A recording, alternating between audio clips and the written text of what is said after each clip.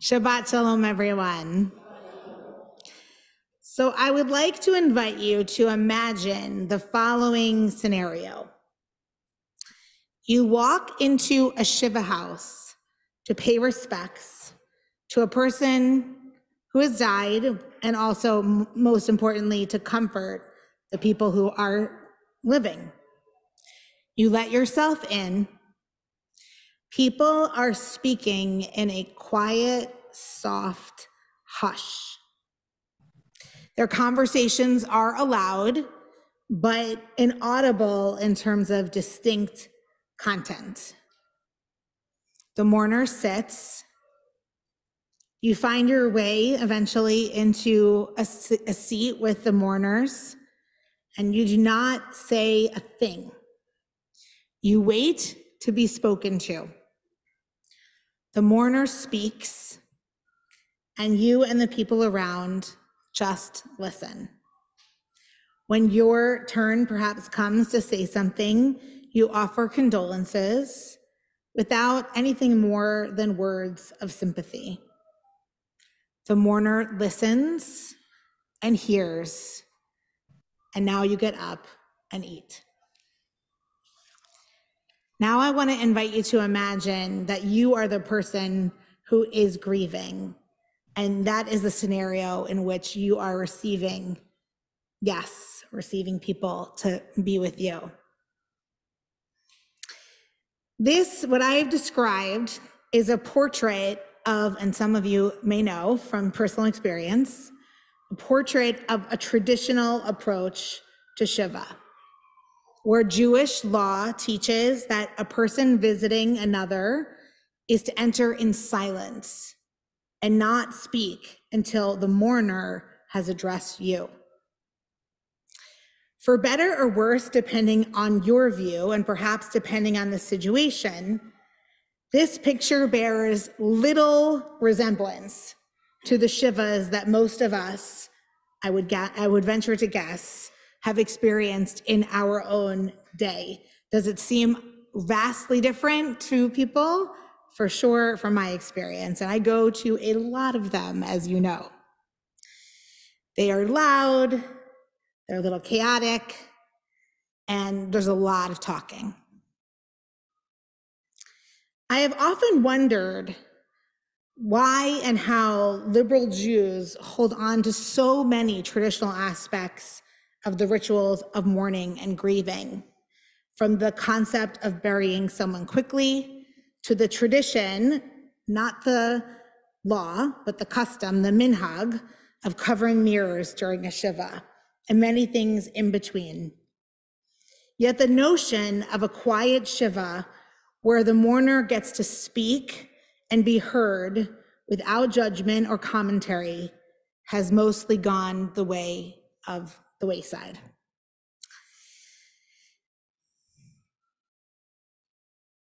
Even a loud Shiva, perhaps, might work, but one where the principal duty is to show up and primarily be a listener. What is it about this model that feels so foreign and inaccessible to most of us? Is it that people simply do not know, like they don't have the Jewish knowledge about this practice? Or is it simply that human beings cannot readily overcome our natural instinct to speak in silence, to offer words of comfort that seemingly are for the sake of the mourner, but often are about us feeling ourselves better and more comfortable in the situation? So I want to sit with that question. Why can't we access this model if we think it's at least an option or a good model? What is it about our human brains or experiences that stop us from being able to be in such a space or create such a space, especially when confronted with the unknown and the mysteries of life? This question of silence and speech and the tension between them is raised in this week's Torah portion, Shemini. In Parshat Shemini, we read about, again, before the kashrut section, we read about the mysterious deaths of Aaron's sons, Nadav and Avihu. During unprescribed hours and with an unprescribed offering, an Eish Zara, a foreign fire, these two enthusiastic, perhaps overly zealous young men seeking a divine connection, we think, were, as the technical term would go, they were shmeist. I don't see any other word, but the word shmeist feels like it fits appropriately.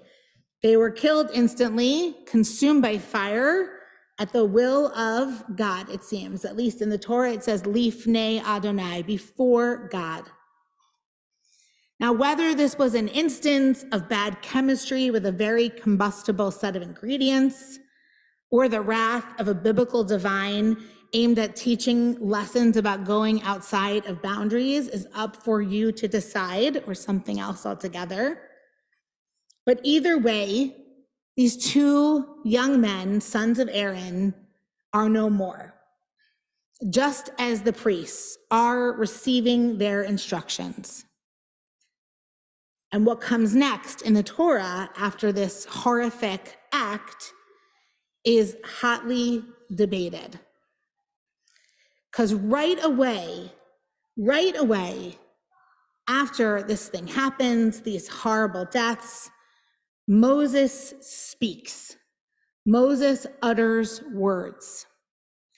And he says to Aaron a very strange phrase. He says, "This is what Adonai meant by saying, through those near me, I shall show myself glory and gain glory before all the people." So who knows even what that means? Through those near me, I shall show myself holy and gain glory before all the people. And then the Torah says, Vayidom Aharon, and Aaron was silent. The first mystery is, what in the heck is Moses trying to communicate with this very enigmatic phrase? Is he chastising Nadav and Avihu, saying that the two boys brought shame on the community and now stand as a negative example? After all, the Torah editor itself seems to lend credence to that view, because the text is sewn together in such a way that pretty immediately after this incident, we learn that priests are not allowed to drink intoxicants to go into the sanctuary.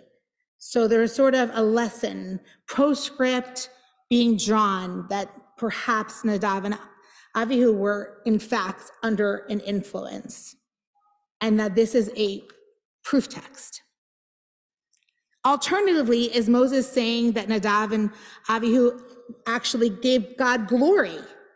Perhaps a modern way of saying that they were too holy for this earth, or that God needed them close. Sadly, this latter example seems especially familiar. I imagine that many of us who have been mourners have also been recipients of phrases like, "She was too good for this world." "He's in a better place." "She is one of the angels now," or the like. Whatever Moses is saying, it is noteworthy that he is even speaking, given what I shared just a moment ago about a traditional Shiva practice. Is this the time for him to speak? Is this the place? But the line in the section that is most discussed and debated are those two simple words at the end of Moses' speech, Vayidom Aharon, and Aaron was silent. These words are striking by the fact that silences are not generally speaking noted in the Torah at all. We don't hear about silences. In fact, the rabbis often have to read silences and pauses into the story in order to make sense of what's happening. So it is an odd phrase. What is the Torah trying to accomplish by pointing out Aaron's silence versus just inferring that there was silence? How are we to interpret this? And there are so many possible ways of understanding his silence in the moment. The main thrust of traditional commentaries is actually that the silence speaks of Aaron's deep and abiding faith, that Aaron was able to accept God's judgment without questioning, without understanding or debating his special role in the community. And his lack of protest is seen by some as a sign of emunah, a sign of faith. It's not very reconstructionist, but nonetheless, that's the notion. But there are others that look closely and offer other alternative views. Vayidom, why that word, vayidom, versus other Hebrew words for silence, like vayishtok, the most common version. And one thread in particular, I think, offers us a fresh, important, and vital understanding of this silence. Ramban, Nachmanides, a 13th century mystic, takes this question of vayidom and versus other words that could have been used and offers a very different answer. Ramban says that vayidom is best translated as Aaron became silent. According to this understanding, Aaron had not initially been silent at all. He had been crying out, wailing, or who knows what else, maybe cursing God, questioning God and the meaning of things, as we would expect anyone to do in a situation of such tragedy. But Moses' words, Moses' choice to speak immediately in that moment, to give a perspective, to try to make Aaron feel better, silenced Aaron. In that moment, Aaron knew that crying was not okay. In that moment, Aaron knew that questioning was not okay in that space. And even if we think of Aaron being silent simply because of shock, I think this teaching still fits. As I talked about earlier in this week, this teaching still fits because he's in shock and he's not given the space to simply be. He has to be spoken to, according to Moses. And the minute that Moses steps in, being in silence or being in tears is no longer possible. He is taught there must be a reason and you have to move on. Vayidom Aharon, he became silent. What a powerful idea. And I think one that many of us can relate to. In moments of my own life or moments I know others have felt, or I imagine others have felt, where our grief or our pain felt like too much for another. And so we either silenced ourselves or were silenced.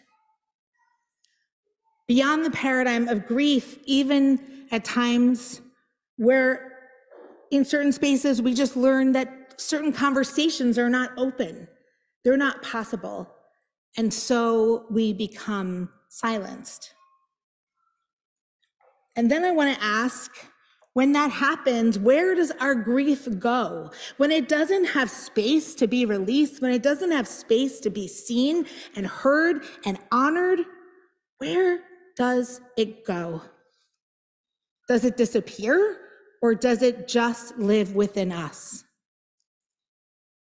Rabbi Mark Angel offers what I think is a perfect complementary teaching to the Ramban.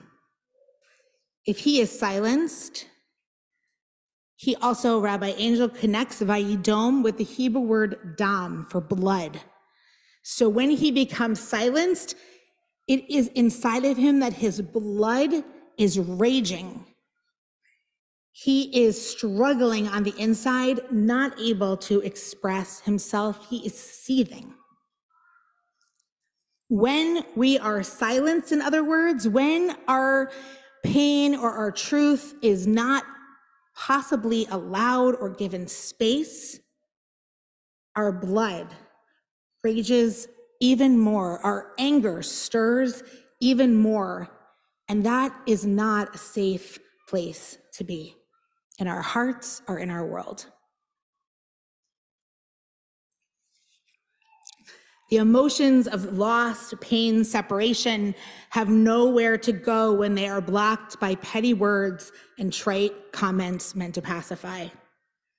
And without that release, they get stuck, unprocessed grief or fear, and they become destructive for us and for others. So I want to invite us to ask, what if Moses had just stood next to Aaron and not said anything at all? Certainly not some impersonal and dispassionate speech, but even just silence. What if he had approached Aaron as one does in a Shiva house? What if it was Moses who was silent and Aaron got to speak as he needed and to be as he was, to be able to move through that moment? And now for a brief time, a very extraordinarily brief time, and Cantor Lisa will give me a look, that I want to ask us for some thoughts on this topic. What if Moses hadn't spoken? What are the times when words help, and what are the times when words hurt? And I didn't speak directly to this, but I think it is implicit. How do unheard, unprocessed grief impact not just us as individuals, but nations, individuals, groups of people who have gone through trauma? And how do we address this situation so that it doesn't cycle out of control? How do we train ourselves and others to embrace silence?